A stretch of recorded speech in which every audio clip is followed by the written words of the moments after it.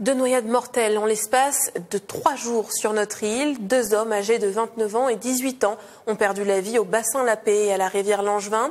Pendant les vacances, les fortes chaleurs poussent les Réunionnais à la plage ou dans les bassins. Mais la plus grande prudence est toujours recommandée. Christopher Lorette.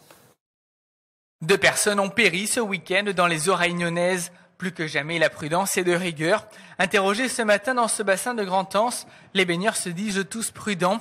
Chacun a sa technique pour éviter le pire. On fait très attention parce que l'accident arrive énormément vite. Et voilà, quoi.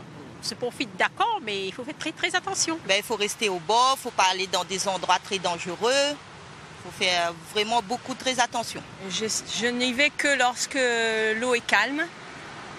Surtout quand il y a des grandes vagues qui risquent de me déséquilibrer, je n'y vais pas dans le bassin. À la Pointe aux Sels à Saint-Leu vendredi dernier, il y avait beaucoup de houle. Il y avait des gens qui se baignaient, mais non, moi je ne me suis pas baignée là-bas.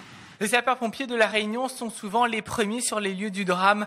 Ils appellent à la prudence, éviter les sites interdits à la baignade et privilégier les lagons, bien vérifier la signalisation. Il faut aussi suivre un certain nombre de recommandations une fois que l'on se met à l'eau. Les sols peuvent être glissants ou instables par rapport aux rocheux. La température de l'eau qui est, elle, très fraîche peut entraîner également des conséquences lorsqu'on se met à l'eau. Donc la prévention est surtout de pouvoir commencer à se rafraîchir, à faire descendre la température du corps pour éviter donc cette différence qui serait énorme. Au-delà de ces conseils, il est aussi recommandé de bien observer le lieu sur lequel on se trouve. Plusieurs indices permettent de prendre en compte l'élément météo. Il faut aussi regarder dans les hauts, toujours avoir un œil sur la météo, je dirais. Écouter les anciens qui connaissent très bien le site, parce qu'il peut pleuvoir dans les hauts et ensuite avoir des crues. Nous devons garder en mémoire quand même des faits divers qui ont eu lieu l'année dernière et les années précédentes. Si un accident survient malgré tout, il est essentiel de prévenir le plus rapidement possible les secours, le 18 ou le 15.